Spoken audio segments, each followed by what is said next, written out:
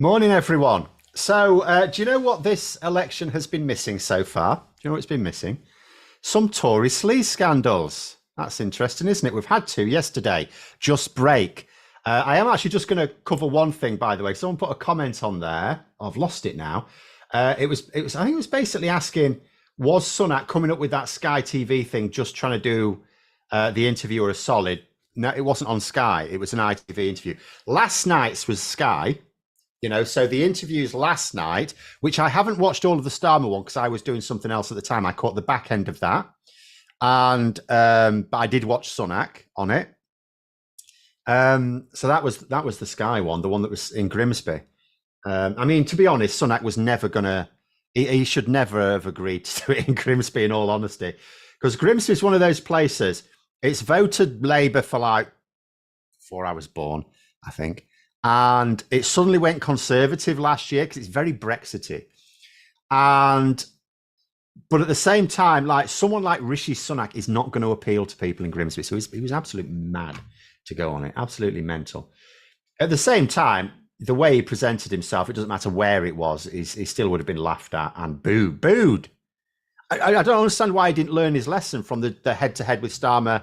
That was ITV, wasn't it? Last Tuesday, when it wasn't, I wouldn't say he was quite booed, but, mutters of disapproval when he tried to blame doctors for the NHS waiting list. And that went down very badly with the audience. And yeah, he did it again yesterday. He doesn't learn lessons. But anyway, Knackered Medic, $4.99 super chat. Thank you off the bat. Am I feeling better? No, I'm not, in all honesty, but my particular symptoms do not present a problem when I'm just sat down talking. So there's no problem with doing streams. I just can't stand up to record anymore. So where was I? Yes, Sleaze scandals. So we've had a couple. Well, we've had 1.5 new Sleaze stories. The first one, please remember we have ads to get through. I remember nothing, sorry. I've actually got an excuse for remembering nothing. My brain is a little bit fuzzy, so I'm going to go off on a tangent quite a lot. I did that enough on Tuesday. First Sleaze scandal. Now, there's a Tory called Craig Williams. You may not have heard of him, but he is Rishi Sunak's parliamentary private secretary. So it's a very junior ministerial position, but it's one where he's in constant contact with Rishi Sunak because he's the prime minister. And it's been reported in The Guardian yesterday, and he hasn't denied it, by the way. He's admitted it, so it's definitely fact, that 3 days before the election was called, he placed a £100 bet on there being a July election. Odds of 5-1, by the way. And if you're thinking to yourself, how can we only put a £100 bet on?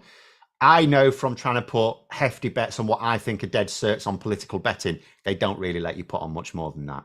Some don't let you put on, so there have been times when I've tried to put a bet on something that I think has very generous odds. They just don't let you put more. So that's the most he could have done. However, because he is what is known as a politically exposed person, you'll remember that term maybe from Nigel Farage and the Coots situation. He's a politically exposed person. The betting company, which was Ladbrokes, I think in this case, automatically flagged it to the Gambling Commission. So the Gambling Commission are now investigating. Because here's the thing. There is no innocent. I mean, he's trying to make out it was innocent and he was possibly a bit naive because he should have known how it would look. It's like, mate, you're in constant contact with Rishi Sunak. If reports are to be believed, you will have known for certain there was going to be a July election because, according to various sources, Sunak had already made the decision, which inevitably means Williams would have known about it. But even if Williams was out of the loop on that, let's say Sunak was keeping his cards really close to his chest, 3 days before the election announcement, Williams would certainly have had a strong feeling it was coming because, he's in constant contact with Sunak. It's always there with him. If you ever watch Yes Minister, if you think about the Bernard Woolley character, now he was a civil servant, but he was the parliamentary private secretary. So, I mean, in this case, it's an MP, but it's the same role, really. So there's no innocent explanation for this. And it is potentially a criminal offence as well. And you think to yourself, so here's how it's going to go down now. First of all, there's really not going to be any innocent explanation to this, is there? Let's be honest. So he is going to be found guilty. Whether it results in a criminal prosecution, I can't say, but I mean, it would look very bad if it didn't. It's blatant. So he'll probably end up with a criminal. I mean, I can't say this was him, but I will say I think he'd probably end up with a criminal conviction out of it. And then, now I will just point out, he, on the last MRP polls, was favourite to win his seat, but Labour were not necessarily that far behind. And with tactical voting could close the gap. And when you consider the last MRP polls were before Nigel Farage came onto the scene and before the D-Day blunder, and when you consider that his Labour opponent will now be able to tell constituents that he's as bent as a £2 note, then he could actually lose his seat. So tactical voting could absolutely get rid of him. But let's say it doesn't. Let us say it doesn't. In the new parliament, once this investigation's over, nothing will happen until it's over, or I suspect not anyway, he will then be up for facing a standards committee. So he can be the first standards committee investigation, or maybe this will even be a privileges committee investigation because it's ministerial. There's a ministerial link to it. But he'll face a parliamentary investigation anyway. And that parliamentary investigation may well determine that he has sufficiently brought the House into disrepute that it warrants a hefty suspension, at which point, let's say he just wins his seat, he just nicks it by 1% or 2%, then a recall petition issued may well trigger another by-election. So in other words, if Craig Williams wants to carry on as an MP, he might actually have to win 2 elections in 1 year. And for what? I bet Williams gets off with a £500 fine. It doesn't matter. It'd still be a criminal offence. And here's the thing. Like, all he stood to gain was £500. And you think to yourself, that's mad, isn't it? You know, or if he got away with it, all he'd get was £500. And yet he's willing to risk a criminal conviction and effectively either losing his seat in Parliament or being expelled. It sounds mad, doesn't it? 500 quid for someone like that. I mean, 500 quid's a lot of money for some people, but and you know, for him, I mean, for him, he may not be like rich, but you know, if he ends up having to lose his MP's salary, then that's not a good move. And you think to yourself, why would he do it? And the only conclusion I can draw is they actually don't see that there's any problem with it. They don't see a problem. As you know, as far as he's concerned, maybe he just thinks it's a perk of the job, inside knowledge, and or maybe he's just seen that everyone else does it because he's not an experienced MP. He's been an MP for a while, but on and off, he did lose his seat in 2017, for example. So you know, he's not like a solid, experienced MP. Maybe he just saw so many other people just behaving like this that he just thought, you know, he develops this sense of entitlement. Because it sounds mod. It sounds absolutely insane. Absolutely insane. Is Prime Minister's Parliamentary Private Secretary equivalent to the King's Groom of the Stool? No. Their main job is effectively being the Prime Minister's official spy in Parliament, is the best way of putting it. You know, they're the ones who are supposed to let the Prime Minister know what's going on. I mean, we know the whips are the official liaison between backbenchers and the Prime Minister, as well as the 1922 Committee for the Tories, which Labour don't have the equivalent of really. But the PPS is the one who sort of, you know, does that back and forth.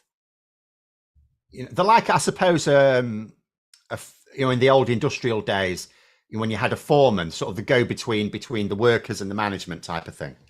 So he's sort of got that role. But the point is that he has very frank conversations with the Prime Minister. He's, you know, the PPS is implicitly trusted by the minister for whom they work because they have to have very frank conversations. Pulling out a £5 super chat, thank you. Says, depends what his constituents thought. Depends what his constituents thought on Sky. If they also didn't have Sky, they might forgive the scandal if they can get the dish of proper telly. I don't know. Are you talking about Sunak here? I mean, I haven't actually seen that full ITV interview yet because I have not been feeling too well by the evening. So I'm just generally just chilling out. But it's I mean, I saw a few people who did watch the full thing, and they said, "Yeah, that's absolutely," because you could have imagined that the clips we saw yesterday were just the worst of it. Do you know? I remember one time when I was at university, and I remember there's a film, Mel Brooks's Robin Hood Men in Tights. Right now, Mel Brooks for me is a bit hit and miss. Some of his films are brilliant, some of them are absolute trash. And I remember watching the trailers for his Robin Hood film and thinking, oh, I actually said to a friend, well, even if these are the best bits, it sounds worth watching. So we went to watch it. And not only were the bits in the trailer the funniest bits, they were the only funny bits. The whole film was rubbish.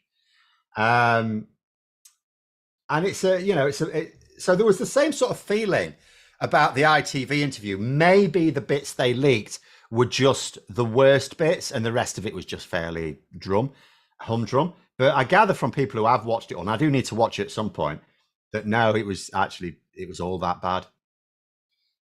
Steve Kirk 999 super chat, thank you. Says driving my HGV up from Ipswich to Dundee today. Will wave as I pass you, Phil. Keep up the good work, thank you. Yeah, you won't pass. I suppose if you're going to end up on the M62, you won't be far off me.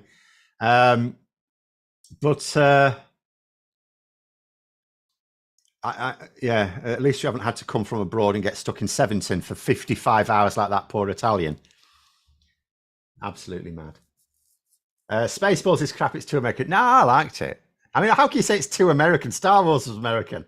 I actually like Spaceballs. One of the good ones. But anyway, never mind. 5 more years of tourism, we may get an actual river rank. Yeah, I mean, it's not happening. The Tories are now they are finished. They've got 3 weeks.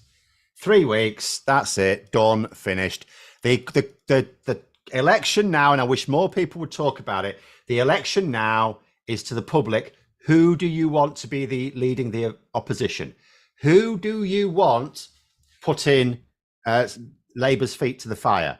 Do you want it to be the Lib Dems or do you want it to be the Conservatives? Because that's the only choice, by the way. Doesn't matter what your own particular leanings are. That is the only choice. There is zero chance that the SNP could get enough seats to do it, even if they were to win a 2019 style victory in Scotland. That would not be enough. The Tories are not. I mean, we don't know. Actually, anything could be true. But I strongly suspect the Tories are not actually going to get below 50 seats. They could do, if we could get enough people voting tactically, of course. And actually, there was an interesting poll published yesterday. 46% of people want the Conservatives to lose every single seat. So 46% of the population think that the Tories, or the voting age population, think that the Tories deserve to lose every single seat. And here's the thing. I mean, now that won't be evenly distributed, of course, across all constituencies. But if it were, if anywhere near 46% decided to vote tactically against the Tories in every constituent where the Tory candidate had a chance, there is no seat. Because in the last, we're used to in elections, sometimes the Conservative candidate getting over 50% of the vote, in which case it doesn't matter how much tactical voting you do, you're not going to displace them. Except, of course, if people who don't normally vote turn up, then yes, you can. But for this election, there is every chance that not a single Tory MP will get 50% of the vote, or frankly, anywhere near. If I look at the last MRP polls, and these are now going to be in a much worse state for the Tories, let's have a look what their best vote share was looking like. Ironically, 46%. Weald of Kent. Now, bear in mind, that will have come down since, because we had 2 massive events last week. Nigel Farage joining the contest and the D-Day blunders. Both of those will have hit the Conservative share of the vote everywhere. What do I make of Michael Green warning against a Labour supermajority? So it is an absolute nonsense because, so let's say, because you can't do anything with it. Like, what do you do with it? Labour, in order to get their manifesto promises through Parliament relatively easily. They only need about 370 seats to do that. That covers against, I mean, if you only have a bare majority, then you've got a problem with rebels, right? Who will try to trip you up.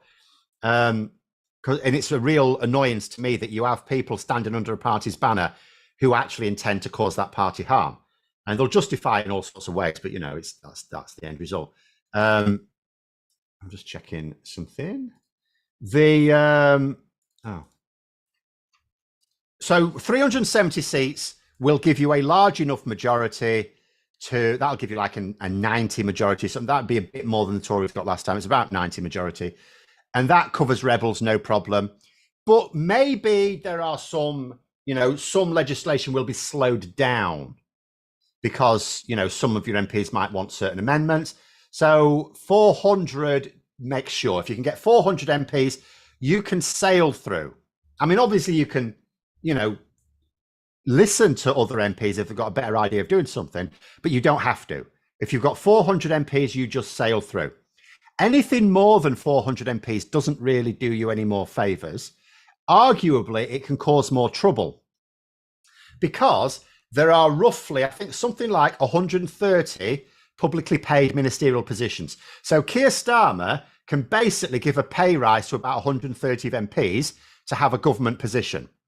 Sometimes you may find that there are some other MPs who'll have a government position. They just don't necessarily get any extra money for it. So the more MPs you have, I mean, if Labour end up with 450 MPs, then basically over 2/3 of the parliamentary party are backbenchers.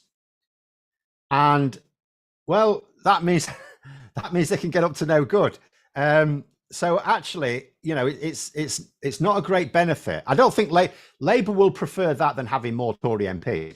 But someone needs to point out what damage they think this supermajority can do, because really, above 370 MPs, no one's really going to trip up their legislation. Above 400, they can't even slow it down. So you don't need more than 400. So it doesn't give Labour any more power. And as I keep saying, there is no problem in this country that is not made better by fewer Tories. Because people focus on the Labour supermajority. What they should be focusing on is the Tory obliteration, because that's what it does. You put it this way: because the Lib Dems can only win so many seats. I want to wait for the latest round of MRP polls. But in terms of the last set of MRP polls, if you were to squint and assume that the Lib Dems would win every seat that they've got a realistic chance of, because you're not going to get a massive swing in the last few weeks, they could probably win on a really good line 75 seats. So 75 is probably the very upper limit of what the Lib Dems can do. Which means it's not enough to get the Tories below 75. You need to get them well below 75. Because if, like, the Tories were on 74, yes, Ed Davey, leader of the opposition, all it takes is a couple of by-elections and for the Tories to win, and they're back again. So you need, so basically you need to destroy every single, not destroy as in kill them, but destroy every single Tory MP, as in stop every single candidate. Realistically, as I say, I think it's probably too much to hope that we could beat them below 50. You never, I mean, there's 3 weeks still to go, but I think that's a bit too optimistic. So if you imagine that the Conservatives, if people do not, because otherwise, if people are moaning about this Labour supermajority, what they're basically saying is, I'd rather a Tory MP than a Labour MP. That's what they're saying, because that's the choice. That is the choice in most of the country, because the Lib Dems competing with Labour in like 2 or 3 seats. The Greens are competing with Labour realistically in about 2 seats. The SNP are competing with Labour for more in Scotland. That's it. That's it. The vast majority of seats that Labour are competing for are against Conservatives. Would Labour having so many MPs cause issue with select committees? Possibly, but what I would say is, again, 2 things. First of all, if Labour had fewer MPs, you'd be talking about replacing some of those Labour MPs with Conservative MPs. Like, people need to realise you're not talking about replacing Labour MPs with Green MPs or Lib Dem MPs or SNP or Plaid. You're talking about replacing them with Conservative MPs. So which would you rather? The other thing I would generally say is, if you follow select committees, you get very few MPs on select committees behaving in party political manner. They actually treat it seriously. Even in this last parliament, Conservative MPs have most of them, there's been the odd one that's been a bit shady, like Simon Clarke, for example, but most Conservative MPs have actually taken their duties on their select committee seriously and actually held the government to account. Let us not forget, for example, that it was a Conservative MP that forced Suella Braverman to accept that there were no safe legal routes for asylum seekers. That was a Conservative MP who trapped her into that. It was a Conservative MP who forced the semi-publication of the Russia report. We still haven't had the full thing. Not that we need the full thing, but we need MPs to have the full thing. So there we go. So that is what it's down to at the moment. It's down to, do we want the Lib Dems asking the questions or the Conservatives asking the questions? Because the Lib Dems will ask questions like, these businesses are having these problems because of these Brexit issues. What are you going to do about it? The Tories will say, don't you muck about with our Brexit. And they'll say nothing about businesses struggling other than in America. Same with anything else. The Conservatives will be backing greedy corporations and corporate profits. The Lib Dems, less so. I'm not saying they're squeaky clean, but much less so. Have there been any new policies for the Lib Dem manifesto launch? Only voting intention polls. Interested to know if their EU rejoin policy have nudged the needle. So again, first of all, I'll point out they don't have a policy to rejoin the EU. They have a policy of saying at some unspecified point in the future, which is not in the next parliament, we should look at joining the single market. But the other thing to note is polls cannot tell you that it would be down to that anyway. But the answer is no. There was a YouGov poll published a little bit after the manifesto launch, which showed the Lib Dems getting a huge gain, but then other polls published after it as well have shown not. So that was an outlier for YouGov. So there was something wrong with their poll there, which can happen, even though I say that's a good one. It was too large a swing anyway. It was far too large a swing. But again, if you did see a party that seemed to get a boost in the wake of a manifesto launch, it doesn't even mean it was to do with that manifesto launch. It could be down to their own campaigning. The Lib Dems campaigning at the moment seems to be, how can we get Ed Davey wet today? It's, but even if it is down to the manifesto, you can't really put it down to one small part of the manifesto because most people don't read the manifesto. They don't read it. How many articles have you seen already in the mainstream media about the Lib Dems manifesto? I have not seen many.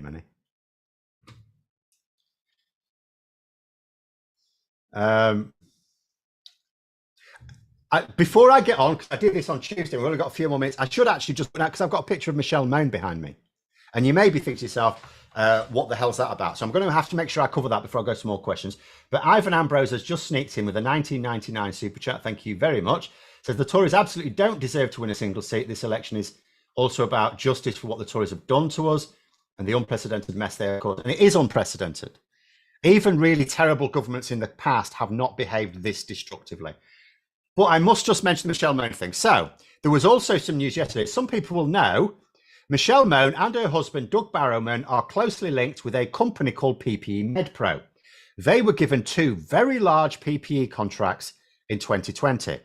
PPE MedPro did not exist as a company before the pandemic. It existed a few weeks later.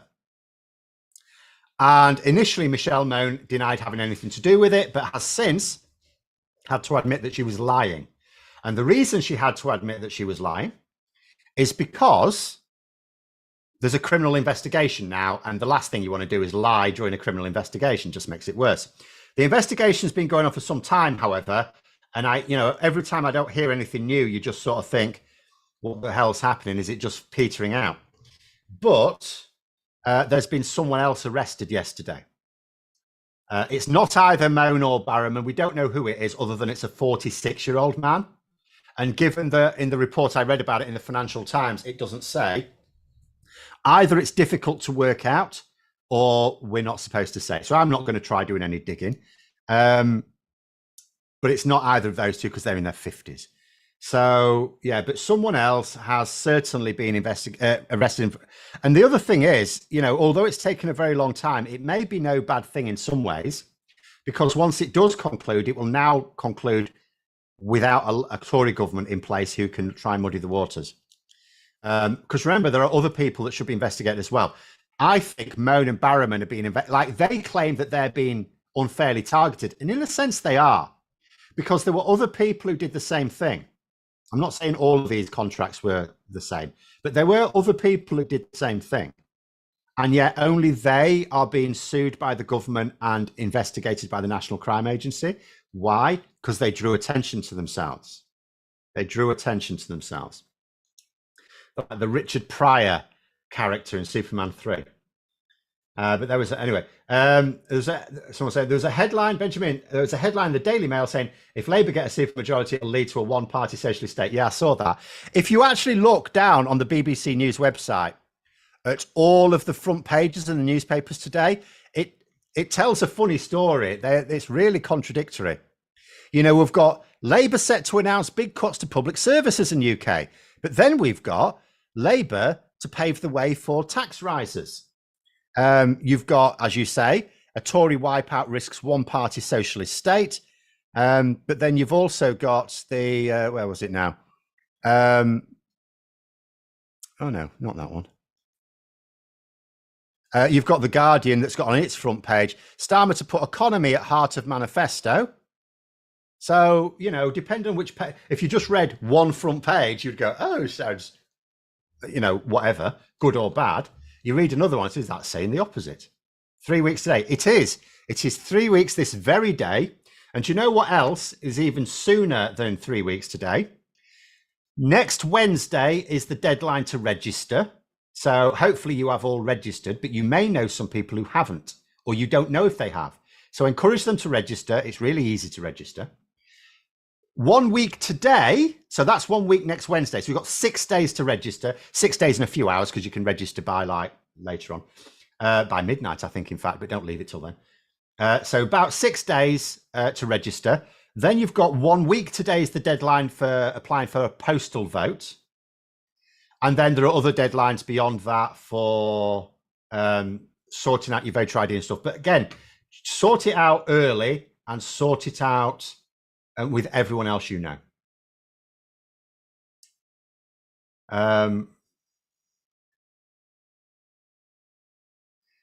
So Lee's saying they're based on current projections, which might be wrong. They could easily be wrong. Because I honestly, those two events that happened last week will have definitely, they've shown on voting intention polls, they have shifted the dial. So that means they will have shifted the dial on MRP polls as well. But, saying there, the Tories and Lib Dems are likely to get more than 60 seats. I mean, so what we need is realistically, and it does require people to focus here, because there are some people focusing, I don't want Labour to have too large a majority. It's like, mate, beyond 400, they're likely to get at least 400. Beyond 400, it's not really more power. In fact, it's a headache because it encourages larger groups. Because, there are rebels in the Labour Parliamentary Party that are going to be there. And they're going to try. Most of the new MPs, most of Labour's MPs in the next Parliament are going to be new. So you can bet your ass the rebels are going to try and win them to their cause. It's I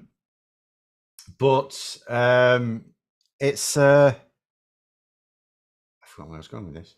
Yeah, so some people are focused, I don't want to give Labour a supermajority. So unless you're in Scotland, what you're arguing for is you want more Tory MPs. That's what you're saying. You're saying that a better outcome is more Tory MPs. Now, if you're saying that, that's fine, but just admit it. For me, Tory MPs never make anything better. If there were 0 Tory MPs, that'd be banging. It's not going to happen because we won't be able to get that message out to enough people. But the more people we can get that message out to, that this election is no longer about Labour winning. It is about who is leading the opposition. Who do you want scrutinising Labour? And it is between the Lib Dems and the Conservatives. No one else has a cat and else chance. No one else even has a mathematical chance. Lee saying, registered and had my polling card. Yeah, mine arrived yesterday. Convinced my elderly neighbour to register, got her polling card yesterday. Very good. And there was just one last thing, I think. It's I get Superman 3'd every time I go to the petrol pump, and it totals, as example, £30.01. Yeah. There was a funny thing yesterday. I just finished with this one. Yesterday there's been 3 manifesto launches now, unless I missed one. So we've had the Lib Dems, then the Conservatives, and then the Greens. And the Greens and the Conservatives seem to have made a bit of an error in theirs. The Conservatives have accidentally created a 70% tax rate. So Dan Needle's been doing the work on this. He's a good tax lawyer. And the Green Party yesterday, again, people are assuming accidentally, have basically halved fuel duty in their manifesto. So they've basically produced a policy, which in isolation, Dan Needle makes clear is not a bad policy. But the effect of it is to encourage people to use more petrol and diesel, because it would make it significantly cheaper, 25 pence a litre cheaper, which is a bit of a cock up. So we'll have to see what happens in Labour's manifesto today. Hopefully, I mean, they've had their sort of ready for 2 years. So hopefully the maths has been done very, very carefully. We shall see. But we'll have to leave it there anyway. Thank you for all the super chats. Don't forget to click the like button, please, because there's loads more of you than there are likes. And subscribe for further content. Thanks very much. And until next time, I will see you later.